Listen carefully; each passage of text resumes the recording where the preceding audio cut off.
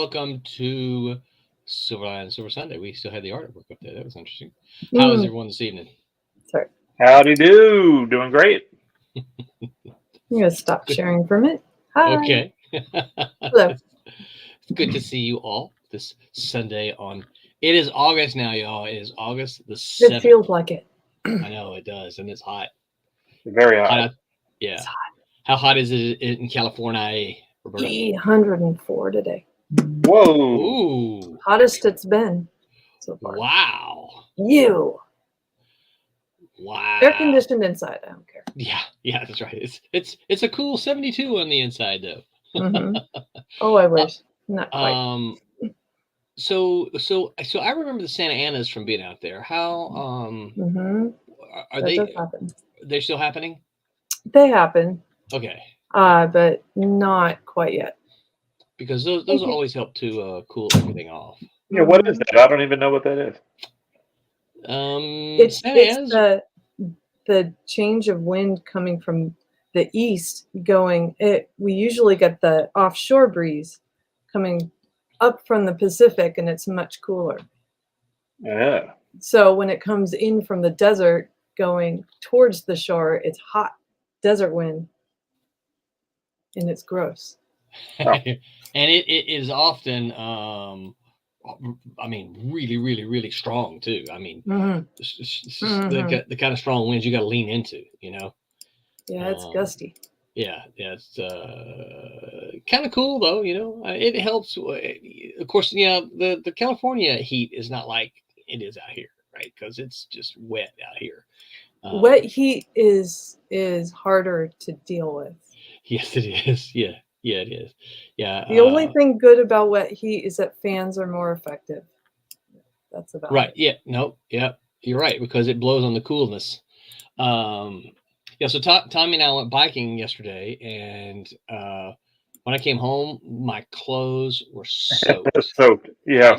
Soaked through. I didn't realize I was, so soaking wet until I, began to disrobe, and it's like, man, everything is soaked through. Mm-hmm. And I've taken a cue from Tommy here the last couple of weeks. I've been trying to bring a shirt that's dry. Mm-hmm. So after we bike, I change shirts and then get into my truck and drive home. But even that shirt was soaking wet by the time. You got to have a truck shirt. I know, sure. Yeah. It's funny. Yeah, I went back out there again today, and I think I overdid it. I think a little bit too hot today. Oh. Mm-hmm. Yeah, that's not good. My by the way, Tom, my shoulder is still killing me. Oh yeah, I was gonna. Well, we got the video. We can show everybody. Yeah, so the word is can. I want to see it. No, Roberta, don't say that. Hey, what's wrong with it? Let me see if I can download it here for a minute. Okay. Come on. So this is a learning curve that you have. And Pete's not here, so we can't turn him off of not wanting to go bike riding with us when he comes for his visit. I see. Yeah. So I went swimming yesterday. That was perfect. You went swimming? Perfect. Yeah. Oh, that's nice. We put up a pool. It's not fancy. It's just a pool. Something that held water. That's good enough. Yes, it works great though. Download. Here we go. Download. So, save. Roberta, wait till you see this video, and then I am so excited to see this video. Try to figure out how this happened. That's the thing. No. I'm sorry, right. Roland. No, you're not. You're right. I'm not totally sorry. I think he did it on purpose. Wait till you see. It looks like, from my point of view, from my video. See the way I got my handlebars. I put my phone has a mount on the front that I use from the biking computer for miles and directions and stuff. But you can. I've built the mount in such a way where I can then tilt the phone up to make it like a front-facing camera too. So we had this new little feature that we went on. Okay. And I was behind Ron. Yeah, there's no cussing or anything, so we should be good. Yeah. But before we do that, we'll go ahead and get it started here. So Today, I've already said the date. So today we're talking about balancing action scenes with character development, or are they just character developments that just boring? It's another word for boring talking heads. So I'm the host tonight. I'm Roland. I'm here with Roberta. Say hi, Roberta. Hello. And with Tommy. Say hi, Tommy. Howdy do. We have a couple of folks on a holiday. Pizza on holiday. Well, Curtis is not really on a holiday. Curtis is taking care of business stuff. Taking We care got of a business. couple that are supposed to be joining us. We'll see yet whether they actually join us or not. One Shout of them out just to said he was coming on just a few minutes ago. What happened? he's probably trying. He goes, "It's been so long since I've done this, I don't remember how to do it." I guess. Just click the link, Wubba. That's all you got to do. Just click the link. Shout out to our sponsor, Daytona Beach Comic Con, happening this year, September 10th and 11th. Y'all, that is just right around the corner. So much, yeah. Gonna be a lot of fun. The video is playing over here. I gotta stop watching it because I keep seeing that part. It's gonna be a lot of fun. If you like comic books, if you like meeting independent comic book creators and checking new stuff out, you guys make your plans to go to Daytona Beach Comic Con. And just a little more than a month away.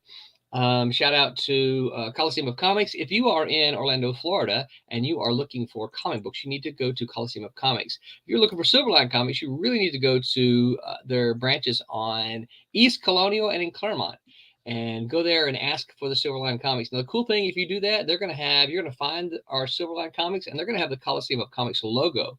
So not only would you get our comics, that's right, you're going to get the special Coliseum of Comics edition. And there's only so many of those made every time. But we love Coliseum of Comics. They are big supporters of Silverline. Thank you so much to Aaron and his crews at those stores. Also, a big shout out to Orlando Collector Deviants.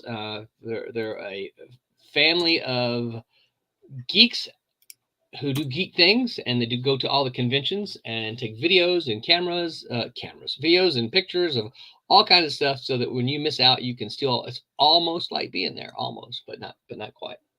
And lastly, but not leastly, Kablam, who is our printer. If you like Kablam, if you are an independent comic book creator and you are looking to get your comic book printed, you should go to kablam.com. It is so easy to fill out their order forms there. All you got to do is go to that front page and say, I want a comic, and then just fill in the blanks.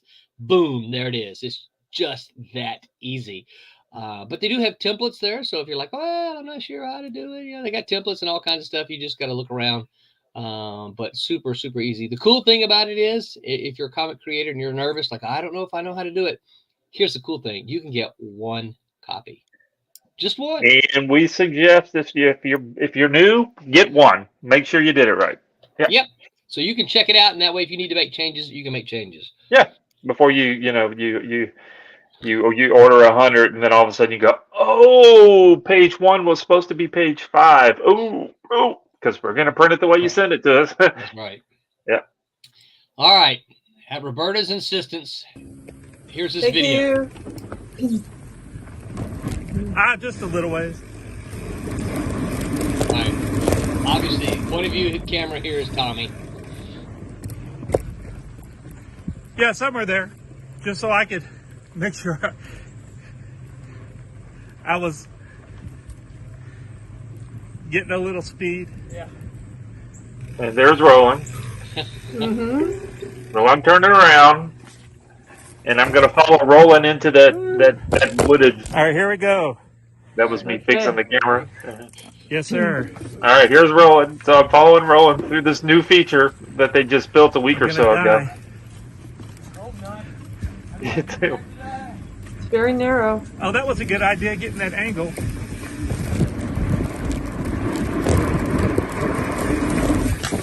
Whoa! We didn't slide over. How'd he fall?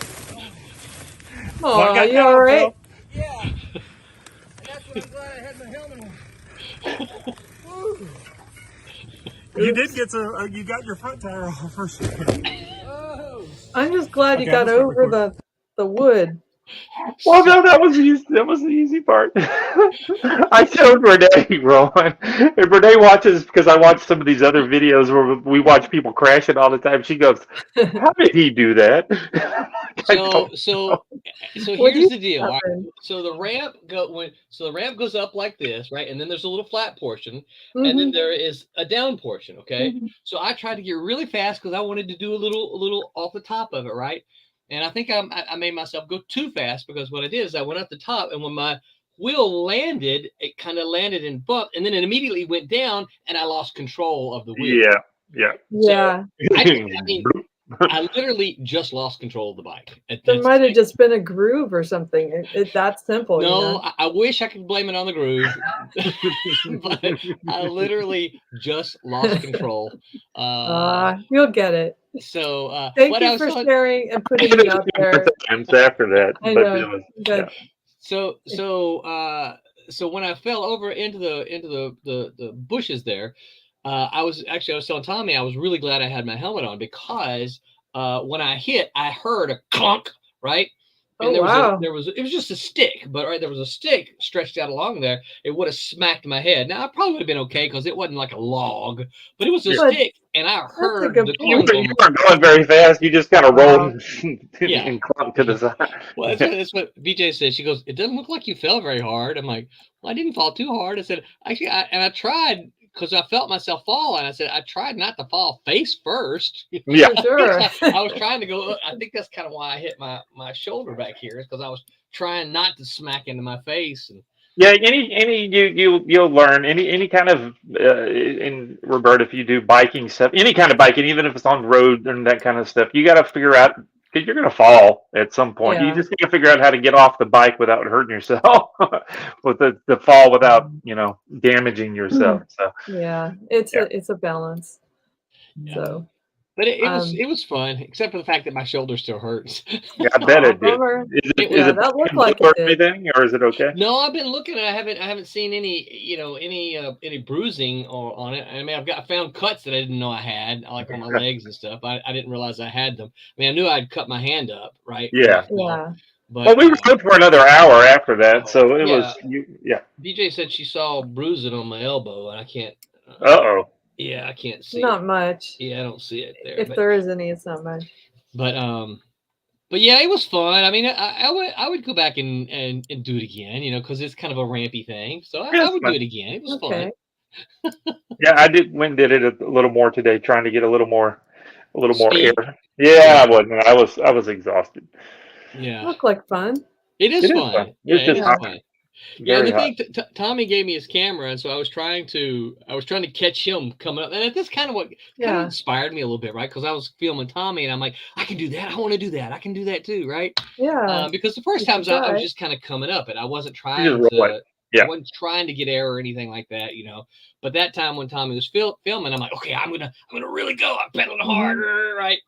And but yeah, so I was so I can't remember the first time we got up at the top, and Tommy's like, "Here, film me," right? So I get to filming him, and no, I stopped and watched you. I stopped and watched you, and I told you cleared like 3 planks, right? Because the The wood first just time I went when we weren't filming, I did really good, and then I just yeah. stunk every time after that.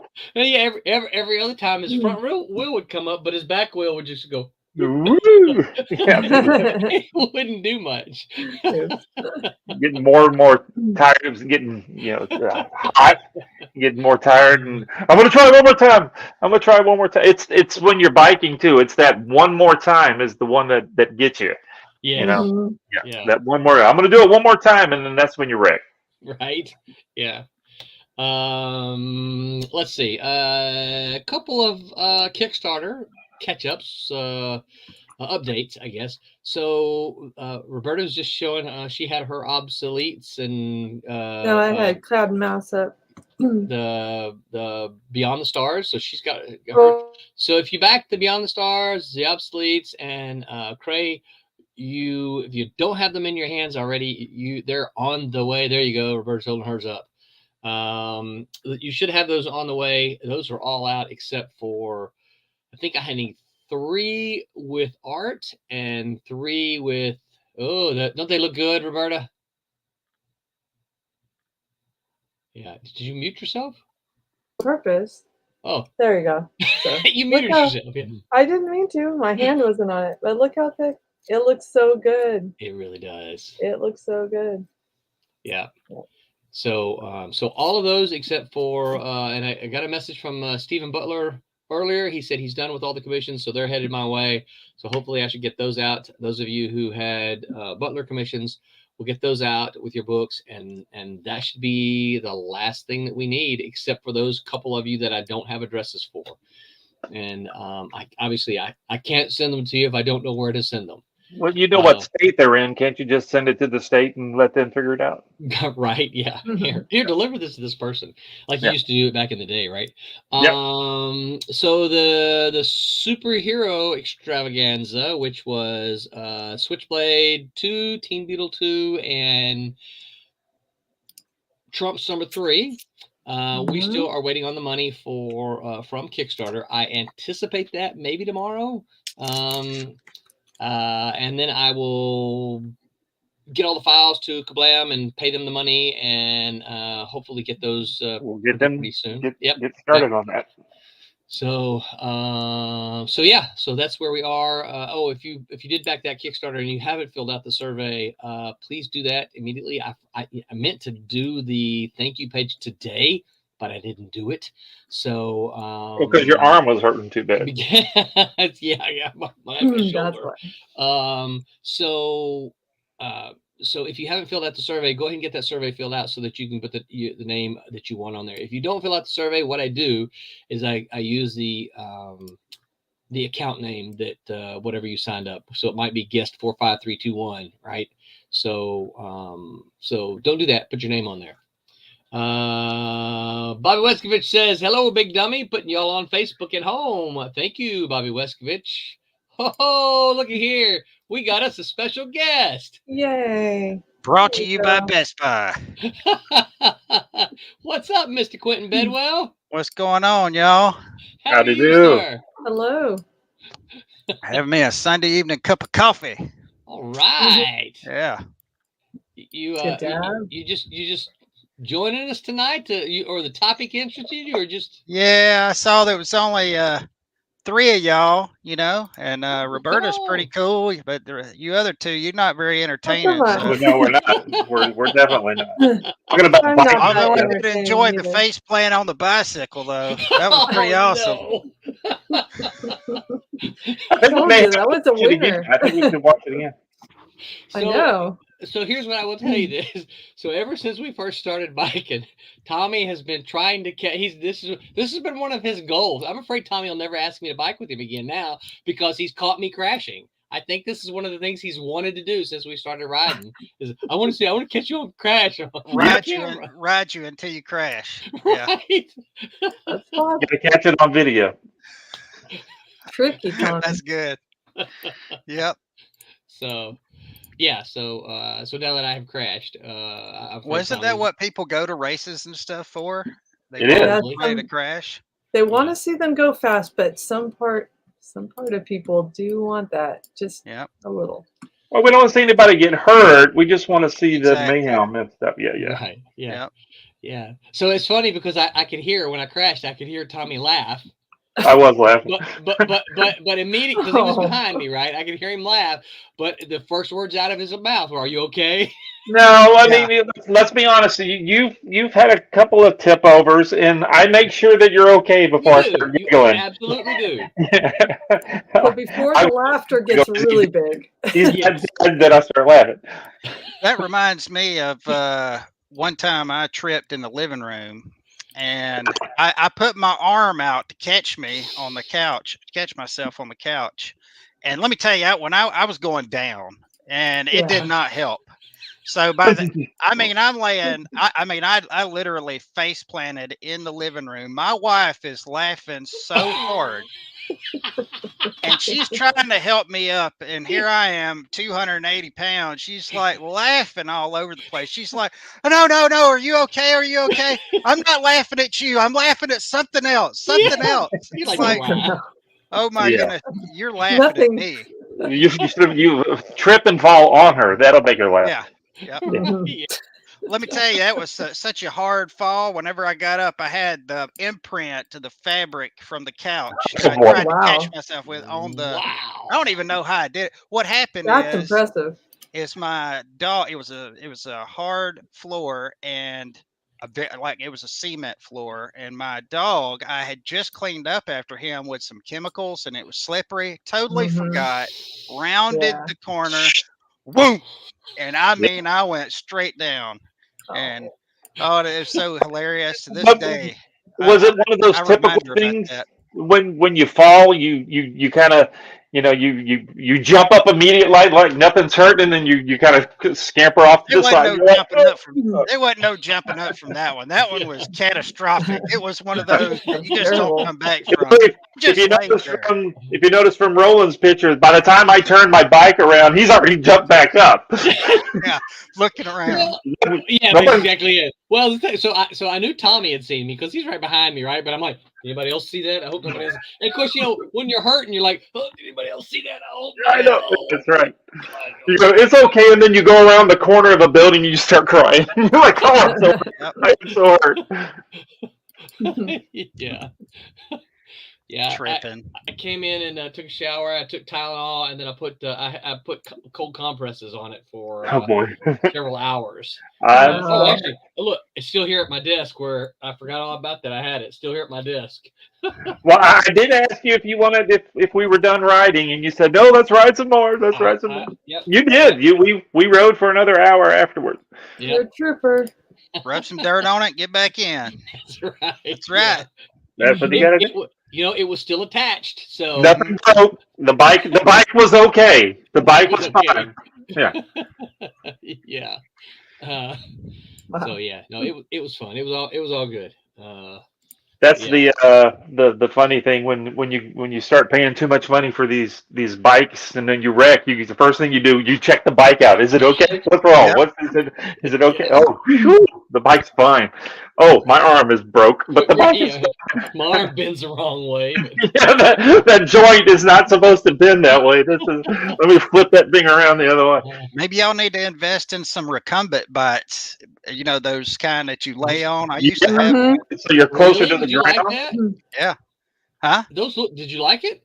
They Oh, look dude, I uncomfortable to me. loved mine. I loved it. It's just that I'm 5'4" and a quarter, and it just the one I had I bought would was not have used, guessed that. and it is best if you it's best if you get one that you're measured for or Right. one that's Oh. adjustable. And I got an older one, so they have like what's called a X seam or something, and it's the distance between your hip and the bottom of your foot. Anyway, Right. they're really good if you get one that is adjustable and sized to you. But the one I Mhm. had, even though it was just a hair too long, Yeah. I loved it. Absolutely loved it. And Yeah. but the problem look was cool. is my wife had a regular bike. So here I Mhm. am, beside her, and sometimes I would get too fast and she would, she's got a cruiser. So, Yeah. it just wasn't good. So I just got a cruiser, and now we cruise around. So So what's a cruiser? a cruiser is just a regular old, Huffy or a Oh, okay. Yeah, Gotcha. more sitting up bike where yeah, you. no gears, no nothing. Oh, Just yeah, simple, yeah, just yeah. simple pedal. Yep. BJ's got one of those. Yeah, you should. Of course, yeah. I didn't really know what these things were until I started riding with Tommy. But they've got these pedal assisted, these Yep. electric bikes. So we went over to Cheater our friend, bikes. Yeah, we went over to my friend Bill's house, and he's got one. He said, "Roland, you should try this." And so he gave me the instructions of how to do it. I am not kidding. You pedal that thing and it goes. Yeah. It will Yep. move. Yeah, them things, they can get up pretty fast too, depending on the Yeah. kind you get, even the cheap ones. So if you get one of them 1500 watt or whatever it is motors on there, I mean, you can get up to 25 miles an hour faster than you should be going on a bicycle. That's right. Yeah. Mhm. Yeah. I felt I don't know how fast I got up to going, but I felt I was going pretty fast. It was just in a neighborhood and it was straight. So, but I felt like, man, I'm going really fast on this bike. Recumbents are awesome because I mean, when you're on a bike and you stop, of course, you can't do all the stuff like Tommy and y'all are doing, like on Yeah. this bike trail. Not in the dirt. Yeah.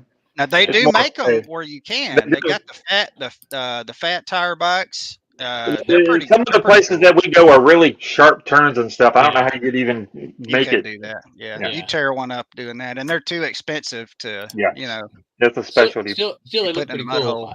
I see them on the road some, and I'm like, that looks pretty cool. I think I If I you might if want you one want of to go on a long track, those. or just ride, not really do any kind of really crazy stuff, perfect, absolutely perfect. You know what I really want to do, and we're so far off topic. You know what I really want to do? They've got all these abandoned rail lines out west. I want to get on one of those things that's a bicycle that's attached to the rail lines, and you ride the bicycle on the rail track. I want to do that, So you're riding along the railroad tracks, but you're still on a bicycle, I just think that would be cool. Tommy, you sending me another video. What are you sending me? No, that's so they can see me not wrecking after this. So they can see a pro, right? A pro. Oh no, I didn't. Oh yeah, okay, yeah. I like our dialogue at the very end of it when I put the bike down. He was like, "You're gonna do it again?" No. I was a big baby. I was like, "No, that stunk so bad." I was gonna say, what is Tommy sending me? He's sending me another thing here. All right, so share. Let me share video. All right, so here comes the video with Tommy. Yay. Wasn't on this one either, so we're good. Clear. Make it even. Here he comes. Tommy Knievel. In the death-defying. Ooh, there he is. Jam. Listen though, Not as good as his last job. But he's gonna do it again. No, I'm done. No, I'm done. That's not as the first one when I was fresh, I did pretty good that first jump, and then every one after that just stunk, and I just gave up. Clear. So we're gonna watch this again. So what I want you to see, right? So when Tommy comes up, his bike moves a little bit, right? So his front tire hits, and his bike actually jiggles a little bit. That's what happened to me. Here he Only I comes. lost control. Tommy Knievel. It's when he comes at this lip right here at the very end. That's where he lost control of that little lip. Look at that crazy man. See Oh, how I your saw it. bike Yeah, went- I saw it. Yeah. A little Not bit as of good as his fishtail in last the job. air there. Yes, that's But exactly he's gonna it. do it Yeah. again. No, I'm And it's so small you don't notice it, but that's Very what happened to small. me. And when my front tire came down, I just lost control, where Tommy he's a master. He's like, no, I got this, man. No, yeah, I could. If I was a master, I could jump more than two inches.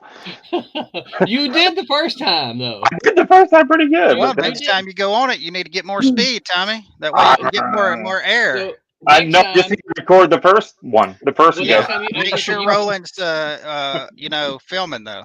you send me ahead the first time. Say here, Roland, take this, and then I'll go ahead and go across, and then I'll wait for you, and I'll film you first time. Because you got, like I said, you cleared like 3 planks that first time. I was impressed. But then the other times were kind of Tommy looks That's like some he's stuck evil now. Knievel stuff right there, or evil Knievel Tommy. Yeah, Tommy Knievel. Mhm. Tommy's frozen now. All right, is that it for the videos? Oh, Yeah. hello, big dummy, putting y'all on Facebook at home. Yeah, Look at that. yeah. Cool. Well, Tommy's gonna have to reconnect. Oh, There we he go. is. There we go. I don't know what happened. Sorry. You had an internet hiccup. Okay, so let's jump into the topic. So, Roberta, you want to color? Yep. You want to share? I will share. I'm glad Quentin came on because he's the penciler of the group here today, so he can tell us how he handles some of these things. That's true. And what's the subject for this evening? So tonight's All right, subject, we're talking about How much money did you spend at the adult dance clubs, and how much is too much money? Well, dancing or watching? watching it really. No. I thought, Tommy, I thought you were going to say how many ones do you bring? How many ones do you bring? That's right. I only go on Wednesday amateur Yeah. night. 'Cause that way I can make money. So, Yeah. So we're talking about balancing action with character development or balancing action and slow scenes, balancing action and talking heads, but basically balancing action and non-action scenes. How do you handle that? What's good, right? If you're going to read a 22 page comic, I guess we'll just start there. If you're going to read a 22 page comic, how much action do you want in those 22 pages, and how much, for lack of it, we'll just keep calling it character development, because I think that's what a lot of writers would try to cut. Well, that's character development. I need the talking heads because, that's how I develop my characters. Stan Lee might disagree with you, but okay, for the sake of argument, we'll say that. What do you guys think? What are your thoughts? Me personally, I think it depends on the audience you're shooting for. If you're shooting for younger people, they got to have a lot of lights, camera, action, flash, a lot of action, adventure, that kind of stuff. So I don't know. I guess seems like, the younger audience, you would probably do a little less of the character development and just do stuff during the comic. And the people who are if you're doing something that's takes a little more brain power, maybe you'd spend a little more time on the other. I guess that all goes without saying, though, doesn't it?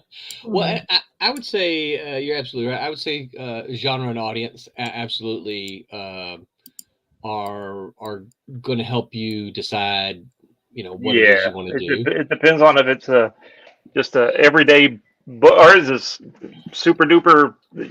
Well, picture like the Walking Dead comics and stuff. I mean, if it wasn't for those any of the scenes with they're fighting the zombies and stuff, there's no, they're not talking because the zombies can't talk back. So you got some writers that like to intermix all of the dialogue. And I don't know if we're supposed to mention, but I always liked how Peter David wrote a lot of stuff, because he could have them all fighting and still he's telling the story while they're fighting and stuff. And I really enjoyed reading his books. Yeah. Because it was, the people, the Hulk and them were doing their thing, but he was still telling a story that was going along while they were fighting and stuff. Yeah. That can work well. Yeah, and so then you didn't have to have as much of just people standing around talking. Yeah. Well, if they're in tights, like I'm thinking of the old Spider-Man books I used to read, and if they're in tights and they're all dressed up, you need to put them guys to work.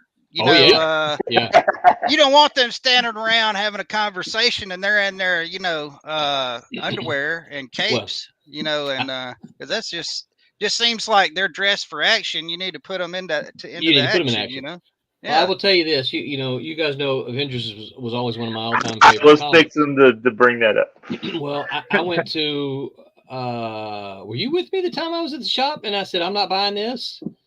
I can't remember. I went to a comic shop. It had been years since I bought the Avengers. Okay, and I had heard there was an artist who I really liked was going to be drawing a few issues. I'm like, oh, this is so good. I can't. I was just so excited, right? So I went in to get it, and there it was, and I started flipping through it, and like the first, 8 pages, they were all just sitting around the table drinking coffee, and I'm like, what the heck is this? And I'm like, this is the Avengers. Why are they sitting around the table drinking coffee? I don't want to see this. That's weird. If they're talking about something, give me one caption to summarize it. Move on, right? Yeah. And look at this. Jerry says, "What's up, Jerry?" Hey, Jerry. Yeah. Jerry says some good writers like Stan Lee knew how to write character development into his action. Not all action is fight scenes. My opinion, talking heads and exposition should not be 20% of a comic book. I absolutely agree with that. Going back to those Spider-Man comics, he'd be swinging between buildings and stuff while he's dialoguing in his head, and you're seeing all that. He's not just sitting there, like you say, around the table drinking coffee, So, yeah. Yeah. Well, and one of the things, and of course, I don't do television and film, but one of the things that I tell, my student writers, I'm like, look, stop having your characters sit around, do nothing. Have them move. Have them walking down the road. Have them moving from one room to another. Have them, exercising. Have them doing something Put them to instead of work. just sitting. Right? Yep. Just if they're just sitting, that's boring. But make Mhm. another good Stanley example, I think. Excuse me. The X-Men. One of the things the X-Men used to have is the Danger Room. You know, Yeah. Mhm. That's where they Perfect can. place. Yeah. Perfect spot. They would go to the they would go to the danger room. They would practice their powers so that you would get to know what their powers are. You would get to know what their interpersonal relationships are, right? As they're showing off their powers. So and you would build the story, but it's action. It's not necessarily a fight scene, but it's action, right? Yeah, Jerry says show the car speeding away as they talk, Yep. right? Anything, yeah, get them moving. Um, Yeah, I, I, I think you also need to have different shots too. Like instead of the talking heads back and forth, back and forth, back and forth, head, head, head. I think like talking about the car, have the car is speeding, have a shot of them, outside of the car looking in through the front glass, have, different Make views it of it. interesting. Yeah. That way you're yeah, not, oh my goodness, doing the same head turn back, yeah, back and forth. That's just, that's yeah. Two amateur shot, two hour. shot, two shot, two shot, two shot. Yeah, You got to keep, people visually, involved. that's right. Yeah, We're already working with a still, uh, you know, storytelling genre, right. so, Yeah. need to make it Um, interesting. yeah, I think one of the things I think in a lot of comics today, a lot of modern comics, is they seem to be afraid of longer shots and medium shots. Or it's like, well, I don't want to, I don't want to show the city. I don't want to draw the city. I just want to draw the people. Like, and so you get the people, and you don't get any background. It's hard to understand where they are. I like those that if you see Spider-Man, and then you cut back, and Spider-Man's tiny little bit again, but you see, Yeah. okay, then you put it in perspective. You're like, okay, I get where Spider-Man is now, right? He's swinging here, or he's headed out towards the docks, or whatever, But give me some kind of perspective that I can I see. like to give some sort of establishing Hmm. shot. And they do, if you watch a TV show, they do it in TV shows when they All go the back time. and forth from different characters.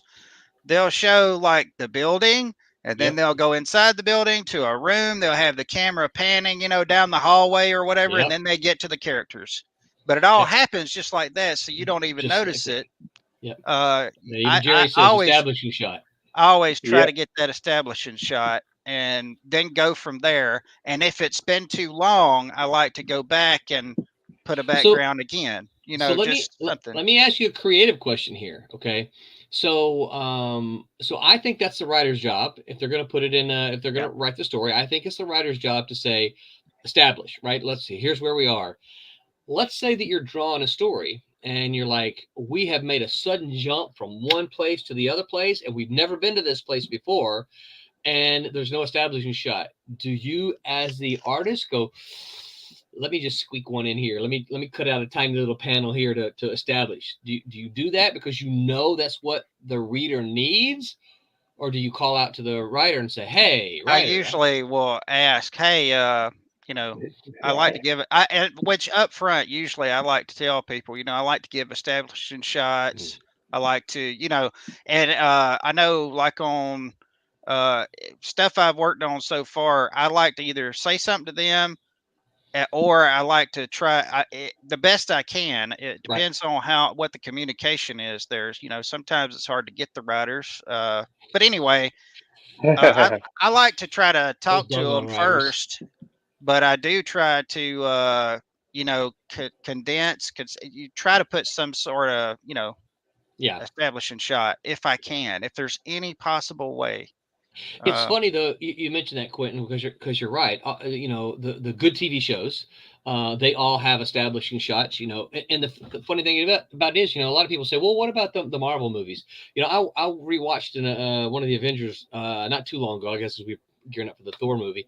Every time they cut to an established shot. They even had the word yeah, superimposed, yeah, Berlin, right? yeah. Sokovia, and I'm like, okay. that is an establishing shot, and they're telling me exactly where I'm at because I don't know what those cities look like, right? Yeah, there used to be a show named The Fringe, and they used to do Mhm. that, but the word They did on a looked rock. like Yeah. it was part of the. Yeah, They- it they would be put a it- panel by, and they would move the lettering to fit inside the panel. Yeah, yeah, Yeah, yeah. they had it That's all pretty cool. in perspective, which was Yeah. really Yeah. cool. Yeah, Yeah. it was I really love neat. that It show. looked like part of the background, the words. Oh, It that's was cool. really neat. But you don't notice that stuff if you're not looking for it, if you're not a writer, if you're not a, and that's good. That's good that you don't notice it. But yeah, yeah, I try to put it in there anytime I can. you don't notice it. I think because it's good storytelling, right? What happens, Right. what you do notice, right, is when you shift scenes and you don't know where you are. hmm If you shift scenes and you're like, what's going on? Where are we? What's happening? That's Yeah, when how'd you this guy get in the room? right. Yeah. Who is this That's guy? when you as the Like- consumer, you know it. But if they establish for you, boom, you don't notice that. The what I was going to say though is the fact that you even pointed out, the TV shows do it, film does it, right?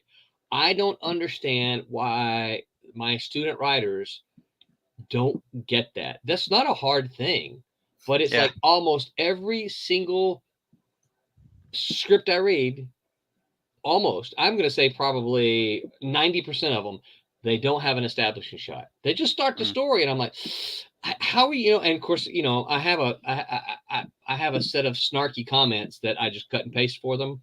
A lot of times, it's like, how will your reader know what, where, and when we are? And other problem I see, and this is not exactly related to the action here, but is they don't call the character. They never name the characters, right? So you're reading, these two people just start having a conversation, and you're like, oh, who are these people? Why do I Mhm. care? They don't even call each other by name. And of course, when you talk to them, like, well, this real people don't do that. I'm like, yes, but you're not writing real people, are you? Yeah. You're writing entertainment. Jerry says should be a writer cue for a scene change, but it's up to the artist to elaborate. Yeah. So, yeah, and I think I think that's, to me, that's that kind of synergy that you find between an artist and a writer is kind of knowing, okay, I got to establish here. It's not specifically mentioned. I got to establish. Yeah. I think as an artist, you should always try your best to, mention it to the writer or say something Yeah. to them, unless y'all, like I said, unless y'all already have an understanding. Yeah. The artist has already said, I like to do establishing shots. You've already got some sort of understanding going, but I think you should try to, because it is I try to kind of stick with the writing as much as possible.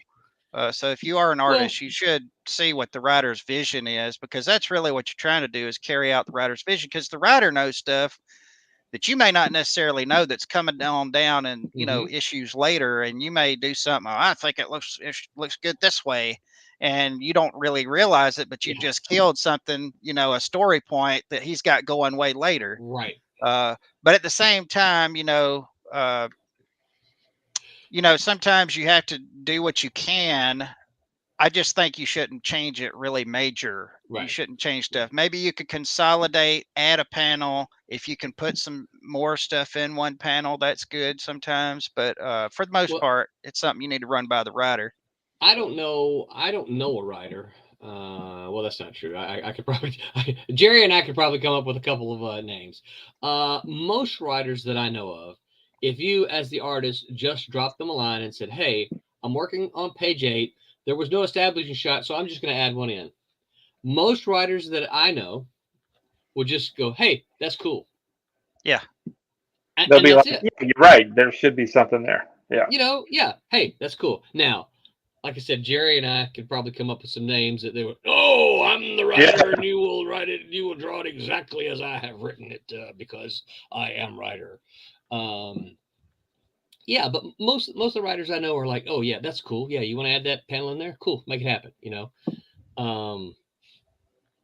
Yeah.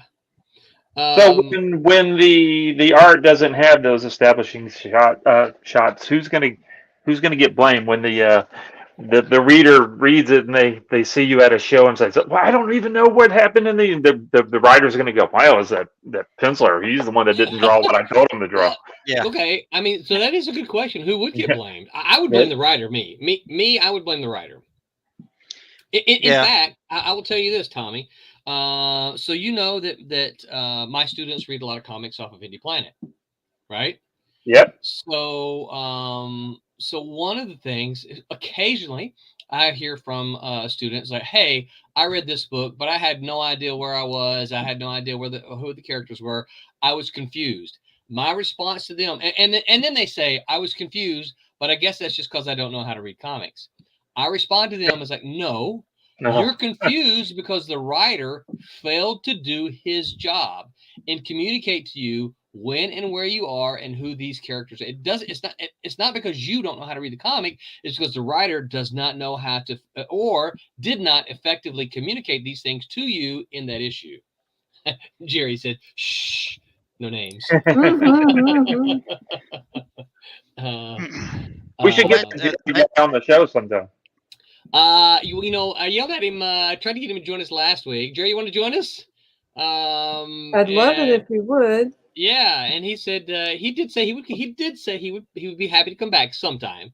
Yeah, when he's ready. Yeah, I forget. He was working last week. I forget. He did tell me what he was doing.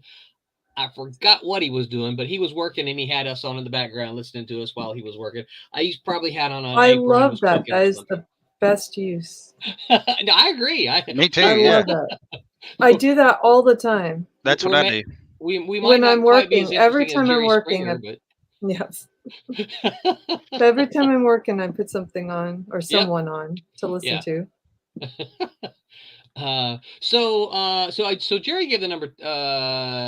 Where's it at? He said talking to 20%. Okay, so that's not the number that I have personally. I actually like Jerry's number better, but I know that for me as a writer, one of the things that I do, because I always kind of plan before I actually go to it. I always kind of plan my story out. Here's what my story is going to be, and I know how many pages I'm going to have.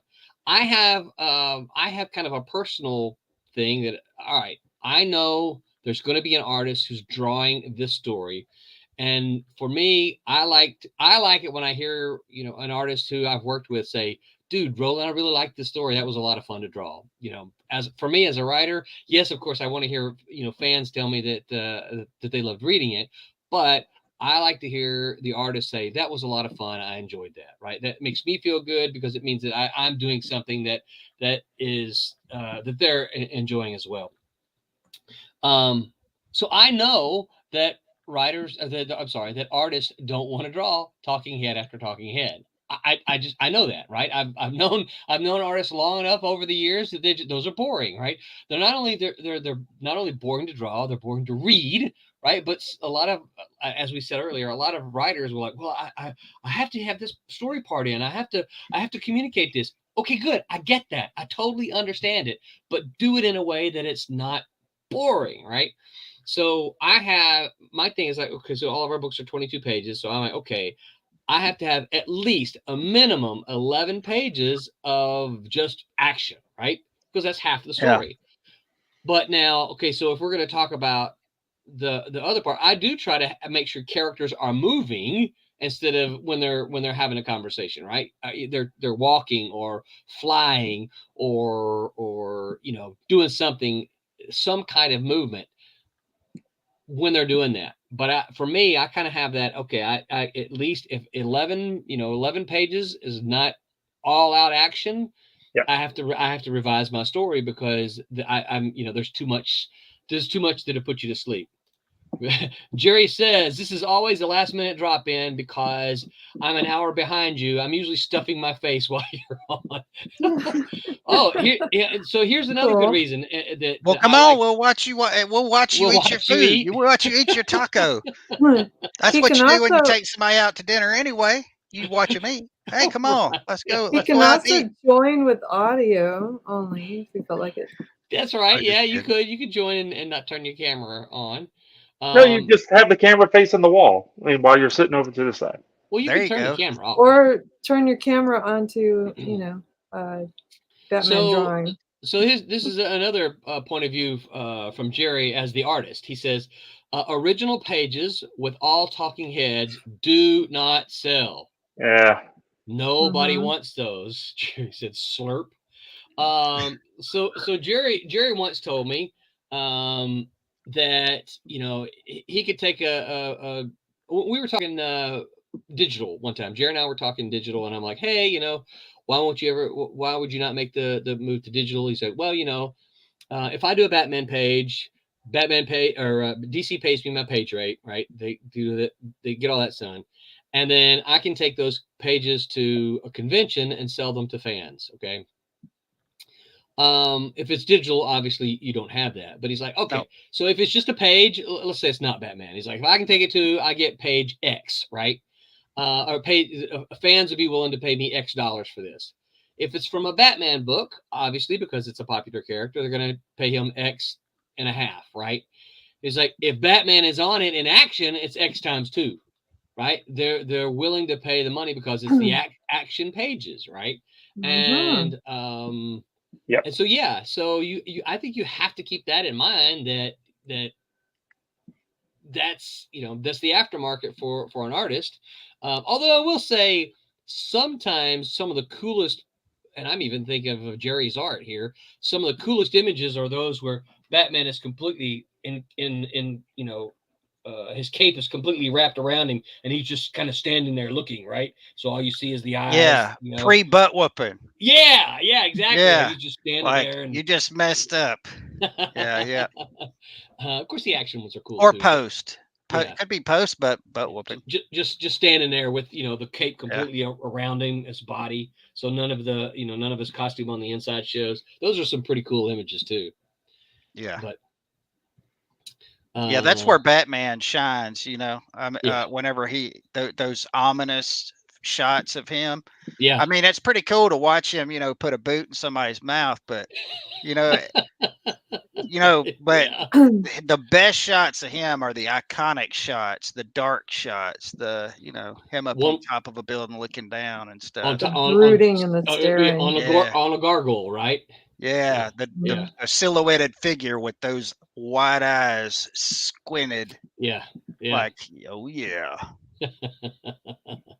Of course, now that we had several movies, I can't when I imagine that image, I can't help but think, Gotham is my city. I am Batman. I am the Dark Knight. Jerry says we all love the dark superhero standing in a lightless room. Yep. Except for Roberta. She's like, why? I like it.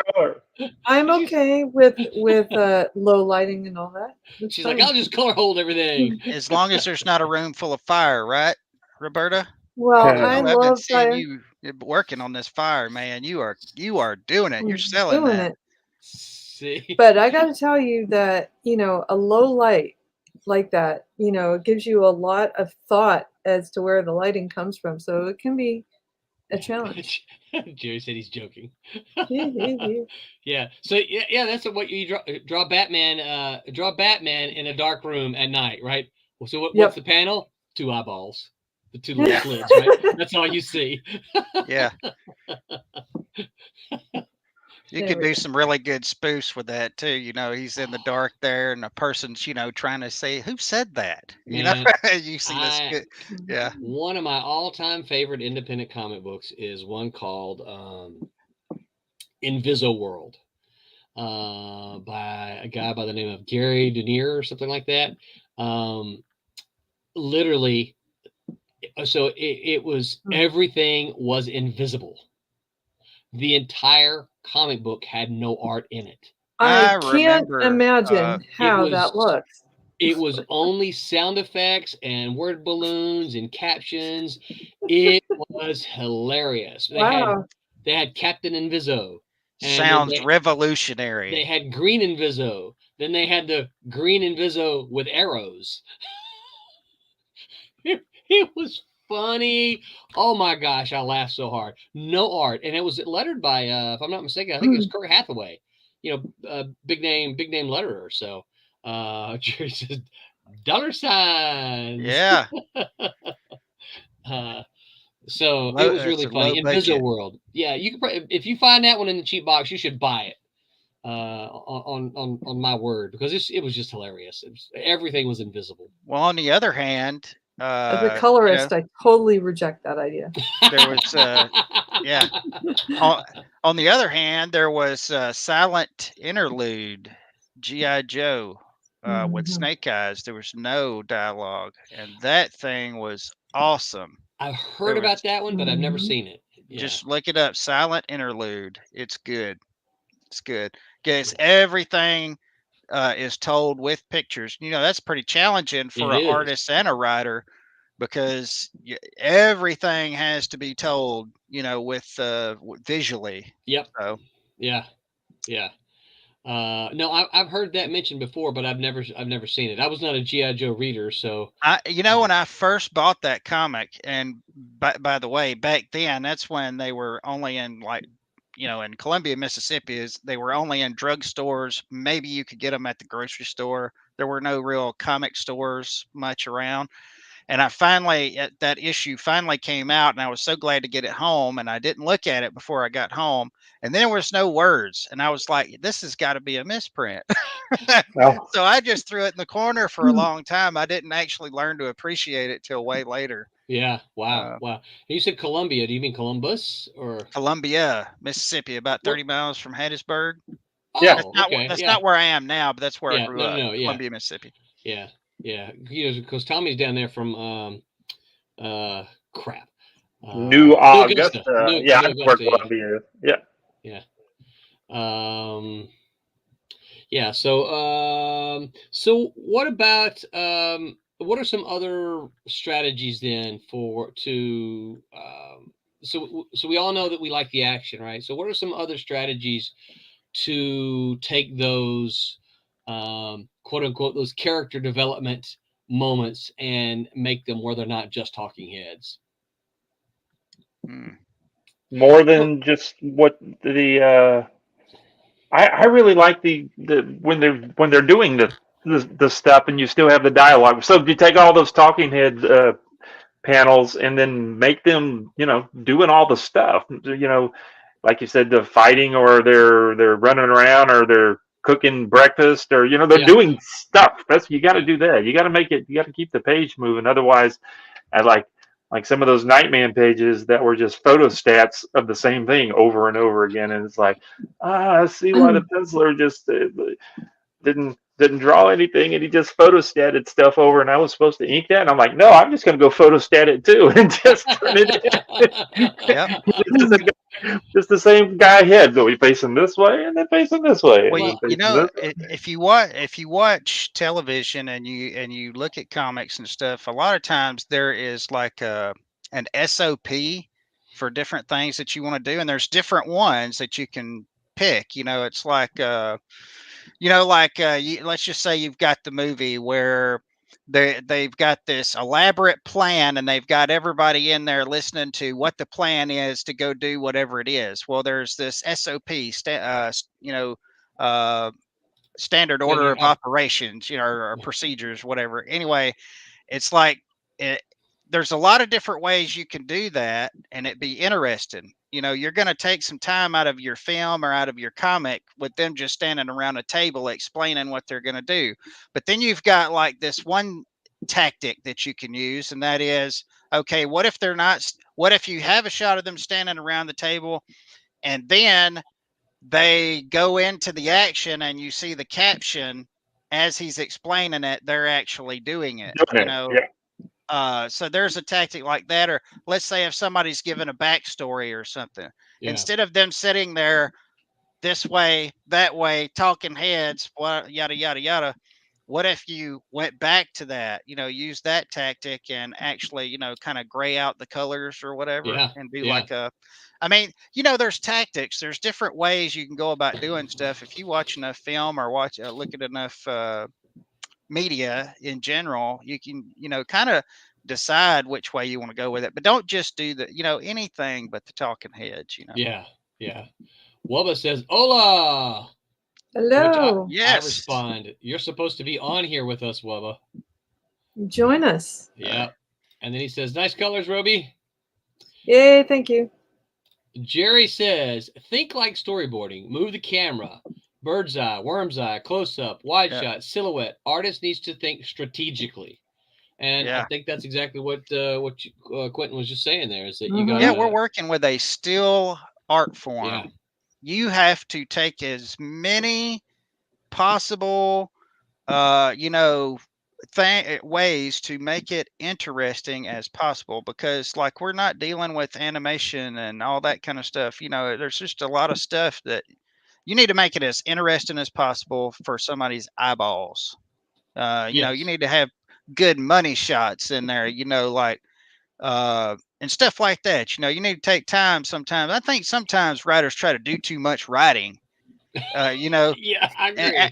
I'm not. I have nothing against writers and telling a good elaborate story. That's good, but don't try to do too much too quick. I mean, have some time, some pacing for some story and some good shots of stuff. That people can go back to. This page right here is awesome, but if you got too much stuff going on and you're trying to explain too much stuff, and a guy's cutting a flip, yet he has 3 speech bubbles coming from him, while he's cutting a flip, it's just too much. Stop writing so much. Spider-Man did it. He could do it. I know, right? That dude must have been able to talk fast. Yeah, I think that never lose a breath while he's talking. Yeah, I think so. So one of the things. Oh yeah. So Wubba kind of steals my thunder here. Wubba says, "Yeah, sorry, I'll be on for sure next Sunday." I think you said that last Sunday too. Oh. He says you could poop all over '90s books, but they were so fun to look at. Oh yeah. And I think this is one of the key elements that I think we have to remember, is that they are comics. We do want to look at them. We do want them to be fun to look at, right? And I think back to Claremont and Burns' X-Men, right? I don't know if y'all have looked at any of those in a while, but there are a lot of words on those pages. Mm-hmm. And we weren't complaining about the words then, and you don't really hear people complaining about the words today. They still refer to those Claremont and Byrne X-Men as some classic stuff. So I think now I go back and read it, and I'm like, okay, he could cut some of this out. But I think there's a balance there between definitely story and art, because for me, even as a writer, dude, I love to look at the art. And my problem is that, when I'm writing my own stories, I'm like, I don't want to cover this up. So how can I say it? That's also a bad thing. Yeah. Yeah. It's like, oh no, how can I do? So here's another thing I'll say though. And so when you have a writer and an artist that work together more than for one issue, you begin to create some kind of symbiotic relationship. Okay, I know how chemistry. Yeah, chemistry. There you go. Yeah. It's like, okay, I know. You begin to know how the other is going to do things, and so it's only natural that you're going to get better at it and doing it. And this is one of the reasons I think something like the Claremont Byrne X-Men were so good. How many times do they talk about? How many times do you hear people talk about the first issues of the Claremont and Byrne run? Nope. You don't hear that. They're talking about the ones later, right? So Claremont and Byrne had to knock get some of the tough parts out, and then they got in a rhythm, right? And then they produced some really good stuff. Jerry, Jerry says those first issues of Megaton Man. I'm going to throw this refrigerator at him. He's going to throw that refrigerator at me. He's jumping away from the refrigerator. Those were hilarious. Oh no. Yeah. I bought. I would start laughing. Yes, I bought some Megaton Man in the cheap boxes. The last show I went to, I hadn't had a chance to read them yet. Yeah, those are funny. Well, I'd like to say before we get too far away from it, to me, there are 2. And I would even say 3 kinds of comic book readers. And I am a visual. Like, I will buy a comic. I don't care what the story is. If the art is kicking in that book, I will buy it and I'll study it. I'll look at it. Of course, I'm an artist. Yes. Yep. But there are other people that I know that aren't, if it's got good art, they'll buy it because they appreciate good art. They like good art. And then you got the people who are writing. They love good writing. They will not buy a book that, if they're not familiar with the writer, if they don't, if it doesn't really look like, there's some good A story story. points in Yeah. there, then they don't really care for it. It's not really for them. Then you got people who are kind of middle of the road. But I know this, even being a artist, even though I lean more toward the art, usually what happens is when I pick up a book for the art, I will get it and I will accidentally start reading it. And before long, I don't even see the panels anymore. Like Yeah. I am so invested in it, I don't even see the panels. I'm just reading and seeing what's going on and following the panels. And before long, I have to turn back to start, uh, Do a second studying the reading so art you again. can Yeah. look So at I'll it. read a comic like 4 different times. I'll go through it as I study it just because I'm trying to study the art first, but I get really invested in the story. But so I'm just saying, I think you really had, like you said, you had to have a good balance Yeah. of art and story. Don't try to do too much at once. If, cut the fat Yeah. Yeah. where you can, because you want to try to reach as many people as possible. And although there's some people who love a good, heavy, deep story, you know, Yeah. there's some people who, they're there for the whole experience. And it's just, they see too many words or like, oh, Oh to yeah. read a novel, Right. Yeah. Well, I can't tell you the number of times, Read a book. I hear people talking about comics with a lot of words in them. They're like, oh man, that writer should have just written a novel. Don't write a comic, write it. It does, if you love words that much, just go write a novel.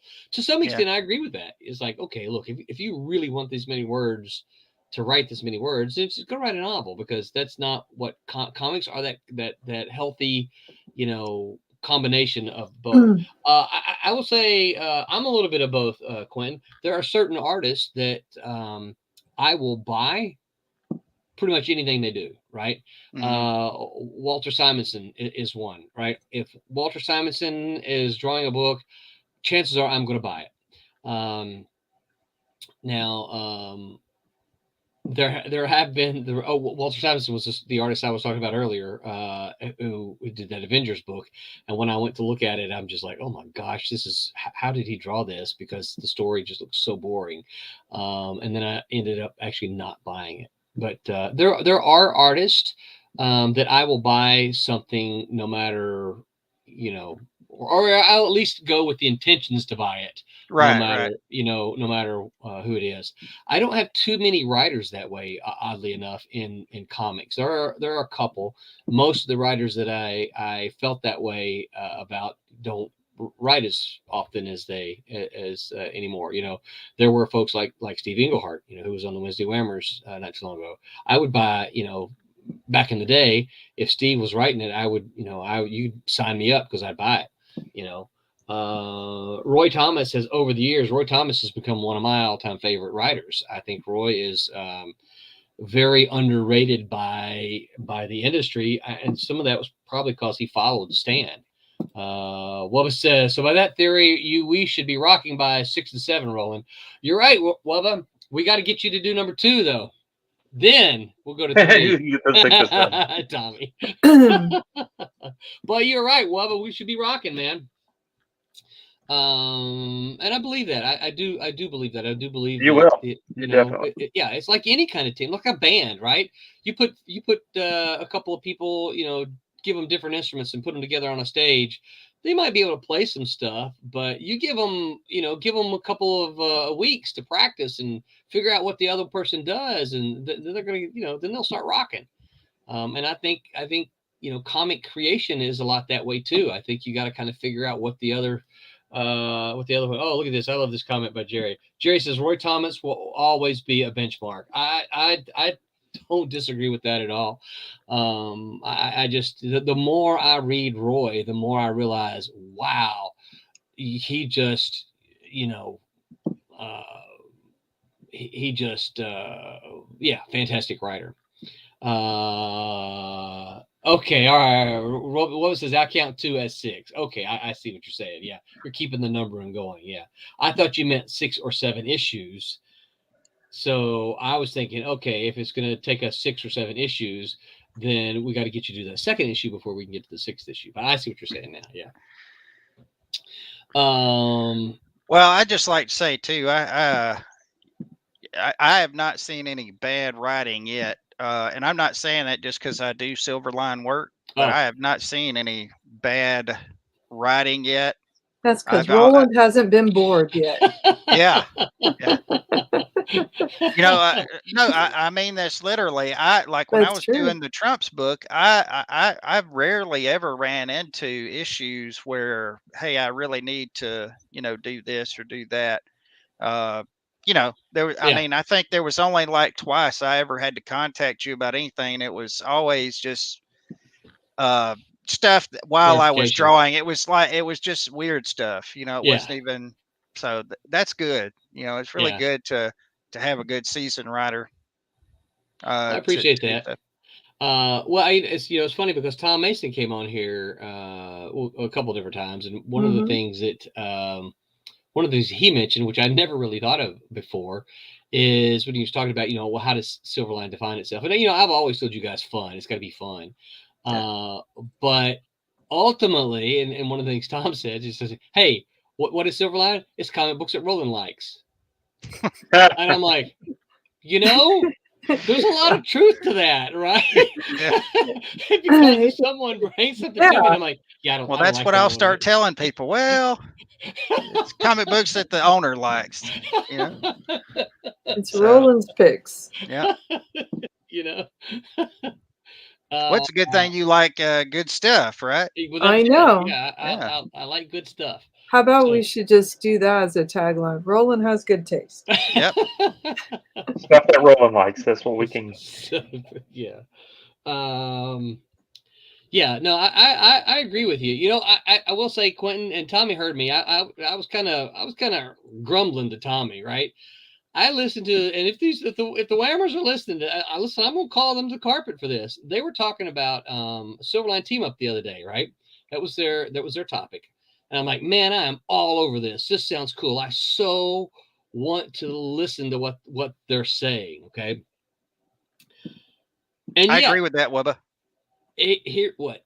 Roland writes very visually open. So if an artist got bored, that would be on the artist. Yeah, I agree with that. Well, thank you, Wubba. Thank you, Quentin. So, here, this is interesting that Jerry says. He said, not many books got made that Stan disliked in the early days of Marvel. So there you go. What was early Marvel? Books that Stan liked. Crap, what was I saying? Oh, the Whammers. So here's the deal, right? So they're talking about these Silverline team ups, right? And I'm like, this is a topic that I'm going to be very interested to see what they say about, what possible Silverline team ups could there be, because I really like the idea of Silverline team up, right? As kind of even an ongoing thing. I really like that idea. Well, so we do have a title called Silverline Team Up. Yes, we do. It'd be great to know what some people might want to do.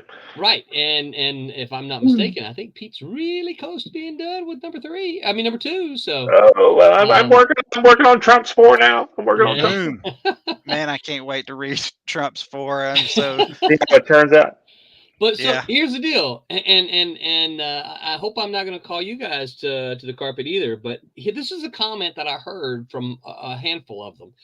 They would say, Dean's a really good host. He would go, hey, what do you see here? What do you do that, right? And he would call him, and what do you think about this character and this character? And then I heard him say, well, I haven't read that book yet.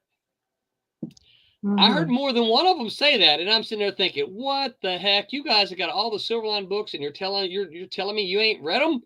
What the heck is going on? And of course, then Aaron posted, I've read them all. I'm like, knows. Yeah. Teacher's pet.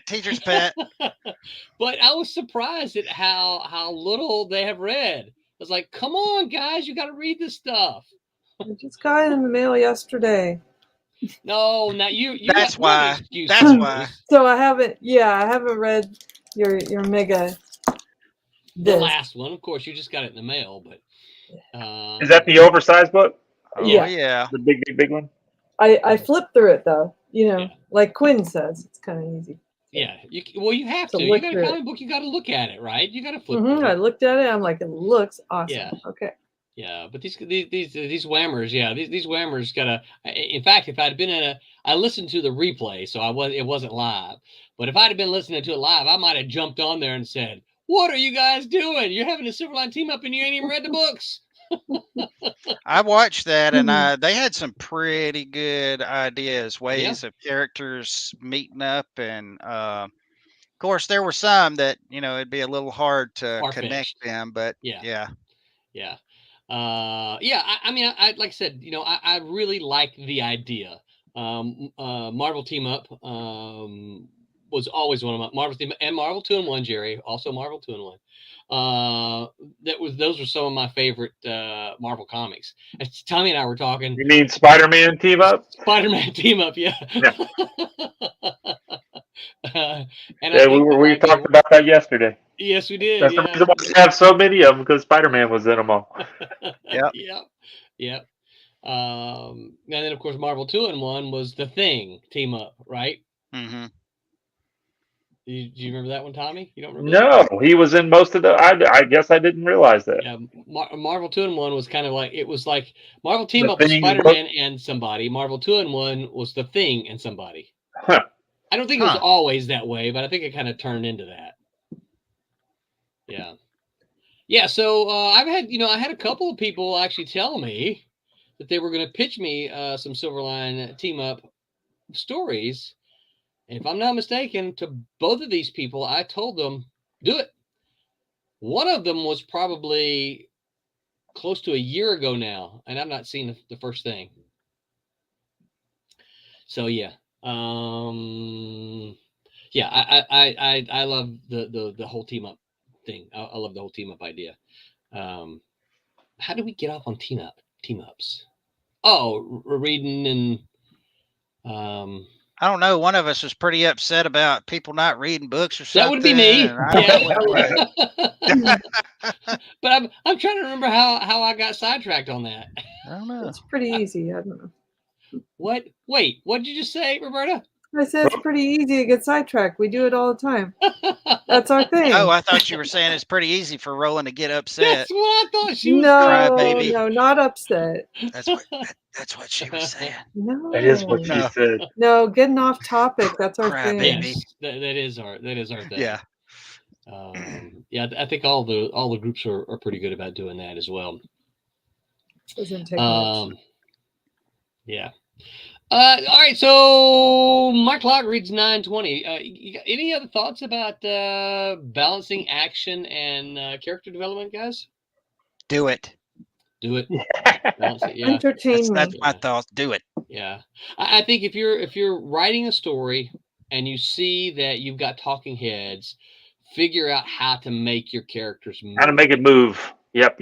Yeah, get your characters moving in some shape, form, or fashion. Have them running, jumping, kicking, flying, driving a car. Jerry said, "Sidetracked. You spent half an hour talking about bicycles." Yeah. You want me to send you another video? Yeah. No, we're not showing another video. Roberta wants to see that wreck again. I suppose that means know, Jerry saw that's the a little wreck. mean. I hate to hear that. Yeah, make your characters move. If you've got them reading, or drinking coffee, sitting around a table drinking coffee, that's probably going to be a really boring scene. Here's something you guys might not find this as funny as I find it. Sometimes my students will write their stories, right? And they'll start their story. It's just the average, usual, boring day, and this is happening, and this is happening. And my response is usually, "You're right. I'm bored." Yeah. I lived that life already. I don't want to read about it. I don't want to pay $4, $5 to read a comic book about that. And it's kind of like, okay, if who's writing this, sitting there saying this is boring, Why are you writing it? Mhm. It's boring. You've just said it yourself. Don't write it. I guess unless there's like that's the way it starts off, and then a big alarm goes off, and the building explodes because then it's a big transition into something. But if you got 3 panels of them just going, this is just so boring. Yeah, and it's I'm crazy not because doing anything. there's so many things available to you Yes. to make it interesting. It's like, if somebody took a director and said, here's $1 billion, make me the best movie that's ever been made. And then you Well, got Brad Pitt just sitting there going, yeah, exactly. And you got talking heads, Brad Pitt would be eating. So, yeah, he'd be eating something Yeah. too. Yeah. right. Jerry said, drinking coffee is Marvel writers writing about themselves. Yeah. Yep. Yeah. Yeah, take advantage of every trick you got in the book. Every angle, every in, close, far away shot you can do, anything to make it visually interesting because it's a visual medium. You're Yeah. already, the deck is already stacked against you with somebody that's not a visual, that's used to like motion, like Mhm. animation and movies and all that. Take advantage of the opportunity you have to draw somebody in visually Yeah, by switching it up, it, you know. you always think that whatever you're drawing, of course you're trying to tell that little story, but you're trying to sell them to buy the next issue. So Exactly. don't do something that's going to make them go, well, I'm not going to buy the next one. What do I care? It's going to be boring. What they're going to be sitting around eating them down. They just got waiting for their dinner, and now they're going to be eating it. This is going to be boring. Yeah. Use the tools at your disposal. Use the tricks of the trade. Learn some technique if you gotta. Yeah. I'm always trying to learn new stuff. I'm always studying other people's stuff just to see what they're doing. Yeah. I like this shot, or it's not just about the drawing when I'm looking at a comic. It's about, the angles that they chose and Make why it they cool. chose them. And, Mhm. why did they do this lighting this way? And, it all works together. And I like to see, that's what I study the books for, is to see what they, Yeah. and I try to turn those into my own little SOPs just with my own flair, Yeah. try to, figure out better ways to bring it to people so that they'll keep going with the story. Yeah. No. Yeah, you're absolutely right. Jerry said Ghostbusters, Bill Murray and Harold Ramis were actually doing stuff in the firehouse before the alarm went off. It's called good writing. Yeah. Yeah. That's good stuff. Yeah. Yeah. Makes it And believable. well, and the other, yeah, it Mhm. makes it believable. But here's the other thing. We talked about character development. This is part of how you also develop character, right? You have them doing stuff that was reflective of their character, right? Not just sitting around, doing nothing. Have them doing stuff that is reflective of the kind of character and person that they are and personality that they have. That's one of the reasons I always, again, love the Danger Room for the X-Men, is because it was a great way to show off their powers. Oh, that's another a pet peeve of mine is you read a comic, particularly if it's a superhero, indie superhero book. You read a comic and then you get to the end and you're like, okay, that dude did something with a blast, Hey, but hey, there's a big yellow happened? I streak did there. it What are you doing, again. Roberta? I Well, didn't. I didn't hit my. I like that light streak across there. That was I know, great. isn't that Good. fun? That's where I was going with it. Yeah, it was That's I great. love it when that's that gets professional. called out. You did that It's on fun. purpose. Mhm. But yeah, Yeah. so it's I guess if you need a page of them sitting around talking about what's coming up, couldn't you just make a little caption at the top and then start them into it? You know what I'm saying? Yeah, info dumping. yeah. Well, so there's so there's a couple of there's lots of ways that you can do that, right? So one of the things that writers always, and you guys have probably heard it too, is like the show don't tell. And Oh yeah, definitely. I always say that in comics there's a little bit of telling. Wait a minute, I need to drink something, so hold on a second. Let me drink. Yeah. Okay, I'm drinking. Oh, that was really good. I'm going to put my glass down now. Yeah. So here's the thing, right? In comics, I hate those. you wouldn't say that, right? But if you were to pick this up and take a drink, we wouldn't know what you unless it had Coke written on it, right? The reader wouldn't know what you're drinking. But if part of the story was to indicate that you're drinking alcohol, let's just say it's like Tommy's, the character would say, "Tommy, what are you doing hitting the booze again?" Now we can clearly see that you're drinking, right? But instead of you saying, I'm going to take take a drink of liquor here, or instead of I should drink more Coke. Instead of a caption saying Tommy takes a drink of alcohol, right? No, that's terrible. But you want to communicate, because we can't smell it, we can't see it, we don't know what it is, right? I guess you could always put the skull and the skull and the or make it look like a whiskey bottle that they're drinking.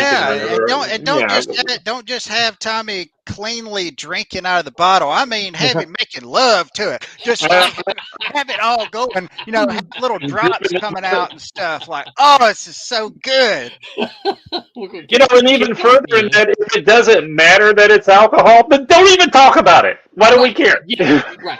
Yeah. But if it matters, again, this is one thing I'm saying. If it matters, there are things that you can do that is a little bit of telling, but you have to be clever in the way you do it. And this is the reason that you have two characters often, is because you don't want Batman to say, well, I'm picking up this shoe because I'm going to look to see what size it is and compare it to the footprint. Yeah. Robin can say, gee, Batman, should we get this shoe to see if it's the same size as the other? Right. So you can if you're doing it visually, why say what you're doing? That's not good. Unless there's something you have to communicate to the audience, right? Yep. This is one of the reasons that if you'll notice, a lot of the good shows, there's an experienced character and then there's an inexperienced character, right? And the experienced character is usually the one that explains things to the inexperienced character. So the whole purpose of that is the experienced character is explaining it to the audience. Right? Wait a minute. Are you saying whenever Batman was explaining stuff to Robin, he was actually explaining stuff to you, the reader? Absolutely. Oh, God, they tricked me that whole time. Goodness, totally. So we were Robin. Oh, I was Robin. Oh, my goodness. This whole time. I'm gonna start using that. Oh, I love that technique. It works really well. Yeah, but you do have to be careful in the way you do it, because it can come across as really bad writing. Too informative sometimes. Yeah. Yes, right. You just have to be aware of. Okay, there are some things, smells. There's no way for the reader to get a smell. Right. You can see a bad look on your face. You can see a bad look, and you can put the little green. You can put the little green fog going up. You can do something like that, but we can't smell it. So sometimes your characters, have to say, "Oh, you remember when Nightcrawler from the X-Men, he used to teleport? They would always say there was the Bamf, plus there was a smell of blood. You remember?" There was I was going to say amber, but it's not amber. It's sulfur. Yes. Yeah. There you go. Yeah. So they always smell, and if you've ever smelled sulfur, I know what that smells like, right? So as the reader, when they're like, oh, cool, yeah, bam, I smell it, Yeah. Jerry says Roy Thomas told the writer to create a short Canadian anti-hero, beer drinking, cigar chomping, sarcastic. He did not get credit for creating Wolverine, but he knew character. Yeah. I didn't realize that about Wolverine. Now they spend all their time trying to take all those attributes away from him. Oh, I know, right? Yeah. It's like, come on. Smoking. We don't believe in smoking here. We can't have a character smoking. I think it's so Wolverine should smoke, I think. And I think all of the characters around him should tell him what a bad habit that is. Yeah. That would be pretty funny. I mean, think about it. Do you the people in your lives that you love, if they smoke, don't you tell them it's a bad habit? Every single time? Yeah, probably. Yeah. I mean, I can think of the people. I can think of the people in my life, in my family. That would be better than them just not showing him with it. That would be better. That would be a public service announcement. Absolutely. If Iceman goes to Wolverine and he says, golly, dude, yes, you need to have a healing factor, and it's not hurting you, but kids are watching you. Oh, that's right. That's right. You see, you're killing folks, man. Public service announcement. Yep. Marvel telling everybody you probably shouldn't do drinking and smoking and stuff. Or think of a little ongoing thing, right? Wolverine puts a cigar in his mouth, and Iceman goes, psst, right? Shoots a little ice beam and puts it out, right? Yeah. Just constant thing, right? There's things that you could do with it without endorsing it, and I think that's part of the problem is they're afraid they're going to endorse it. I don't think anybody ever thought Marvel was endorsing cigar smoking. No. So Yeah, I don't even think Nick Fury does the doesn't. cigar thing anymore. No. But, and of course, now I don't read them, so I don't know how they did it. But to me, it would have been interesting if they had Nick Fury give it up for a patch or something and showed him actually have to go through. With a nicotine patch he would pull out. Yeah, that was pretty. Little shield on it, the little eagle. What are you doing? Nicotine, man. Patch. Yeah. I don't know anyone who endorses smoking. But I think that it's terrible to. Well, I think what's hilarious, is they want to take all these things away from characters that as part of their personality. But hey, we still got them fighting. Yeah, they're still beating the crap out of each other, and shooting each other and stuff, and just being and destroying buildings. And every time you see a building fall down, you're like, yeah, there was a condemned building already. There was nobody alive in there. Yeah. No. Of course, Punisher still carries an arsenal around on him. Yep. Oh, but they're rubber bullets. They're now. taking that away from him too, making him more of a ninja character. Or are they? Yeah. Oh, are they really rubber bullets? They've changed his symbol on his chest. They've taken the guns away, and now I say they've taken the guns away, not completely, but they're trying to phase those out with bladed weapons and stuff. And of course, they're tasers now. They're tasers. Wow. There's all the huge deal with action figures. They're trying to withhold those from action figures, trying not to put weapon accessories and stuff with action figures now. And What's all that the stuff. point of action Right. figures? Yeah. I really would like to know, Crazy, isn't that exactly what they were for? Well, for instance, like Todd McFarlane, he does the DC characters, but he is not allowed to put any weapons except for bladed weapons with characters. So that totally kills a lot of when did this figures. happen? Wow. That's So what he did was this. Well, he got let's see, it's been in the last 2 years, because what happened is he put out the Thomas Wayne Batman and he had 2 pistols. The second release of Thomas Wayne Batman, just after that, the variant figure, he has a sword.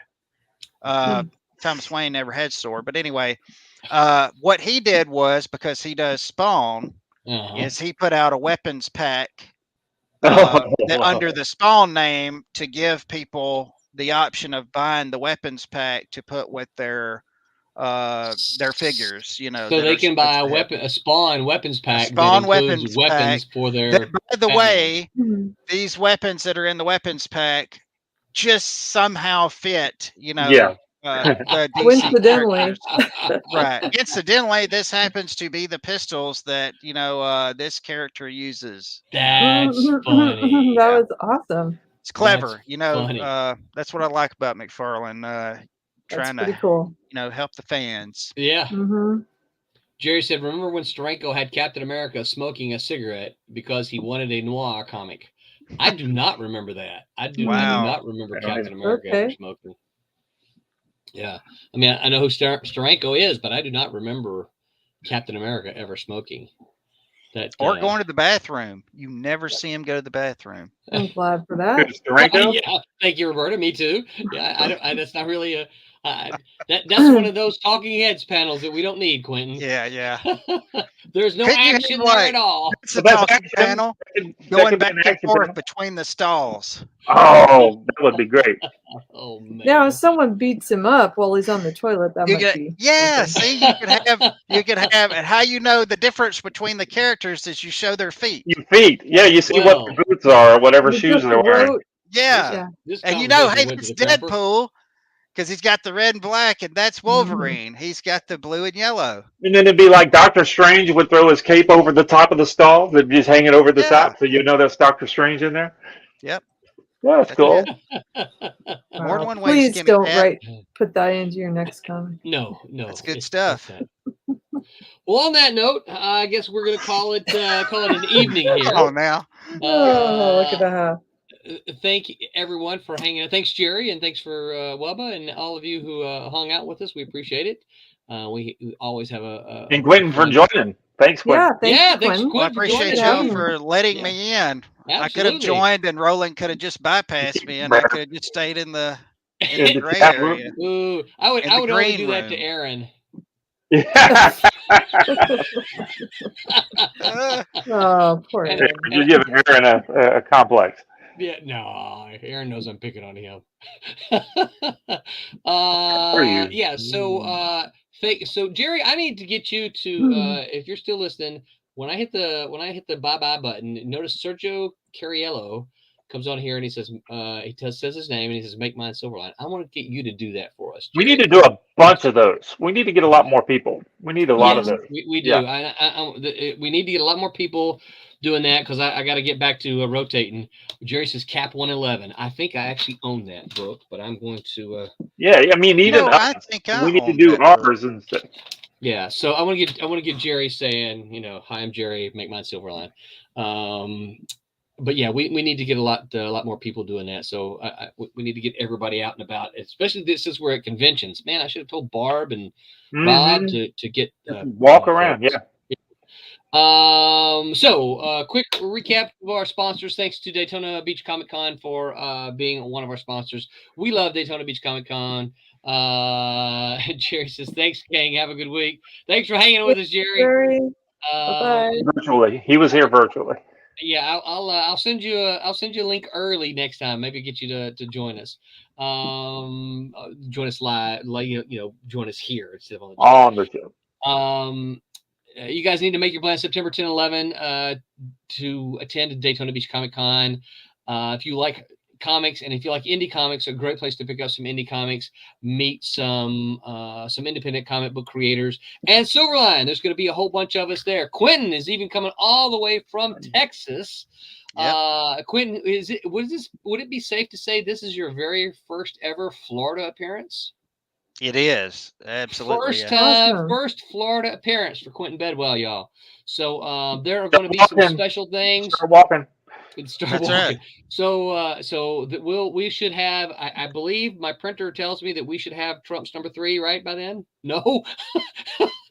No, we will. Yeah, so we should have Trump's number 3. Plus, there's going to be a couple of other cool things that you can get signed there. So make your plans. I'll be there. Tommy will be there. Roberta won't be there, unfortunately. No. Maybe we'll get her here next year.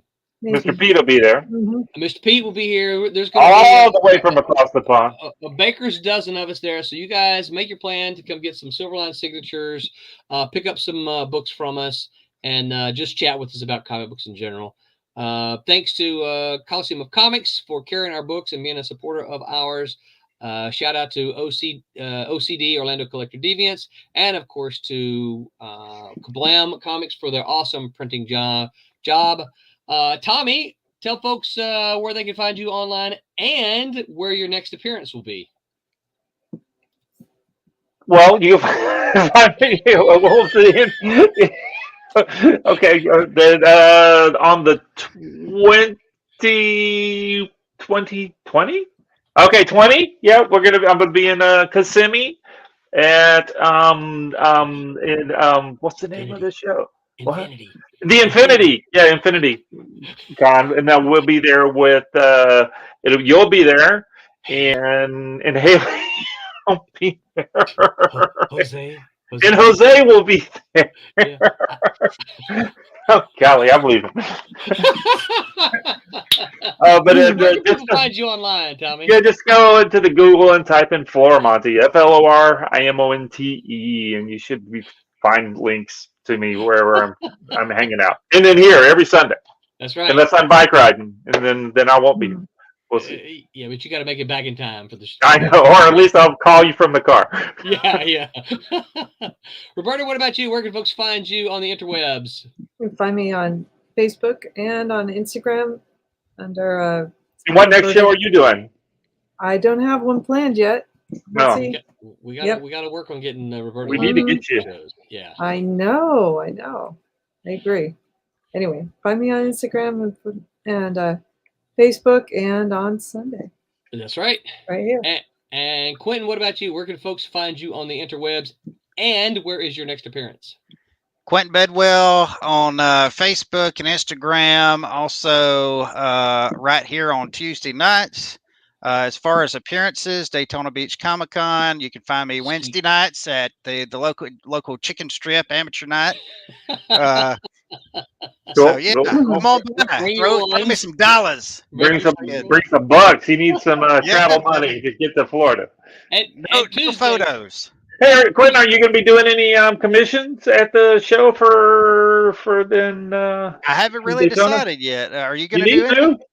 Well, I always do them. Yeah, but I just do the little kid hero-y ones. So mine are really quick. As long as I can keep them kind of simple, that way I can talk to people. Well, available to. Yeah, I'd love to. Yeah, I wouldn't mind. Mine go pretty quick. So that's what you need to do, Quentin, is sit down sometime and time yourself. Say, all right, well, draw something, and like you've seen those little sketches, those little videos that said, here's your 30-second sketch, here's your 5-minute sketch. I love those, right? You just sit down and time yourself and see what you can do in about 15 minutes, right? Well, on a sheet of typing paper, keep it kind of simple, and figure out if you're comfortable with that. Then you can sit down and you can do some commissions like that, right? Yeah, I think that's me personally, not being an artist. I think that's something that fans absolutely love and love to get the opportunity. Wait a minute, Roland, I thought you were going to do commissions too. You were going to write stuff for people. Yeah. I used to, because way back when they used to have these the books that they would come around, and you would sign somebody's art book, and so you could flip through and see all kinds of people doing the art. I don't see as much of those anymore, but they used to do a lot. People would ask me to put something in it, so I would draw a terrible little thing, but then I would write a little poem. Oh, I had like 2 or 3 memorized that I would. Roses are red, violets are blue. You asked me to sign just for you, right? Exactly. You asked me to sign, so yeah, yeah. All right, so I'm Roland. You can find me all over the interwebs at Roland Man. Sometimes it's Man Roland, like on Twitter. You can find me here on Sunday nights. I will be down at this coming. Shoot, where's my calendar? This coming Saturday, I'm going to be at Sunrise Comic Con. Infinity Con on the 20th. Which is, I'll be hanging out with Martin Caro. I'm not really sure where Sunrise Comic Con is. They never put me on the guest thing, so I haven't talked too much about it. I'm going down to Sunrise Comic Con this Saturday, wherever that is. I think it's down around Fort Lauderdale, down kind of Miami way. And then of course, so no bike riding. No, not next week. No. And then I probably need that time for my shoulder to heal anyway. Probably. Then on the 20th, I'll be in Kissimmee with all the gang that Tommy talked about.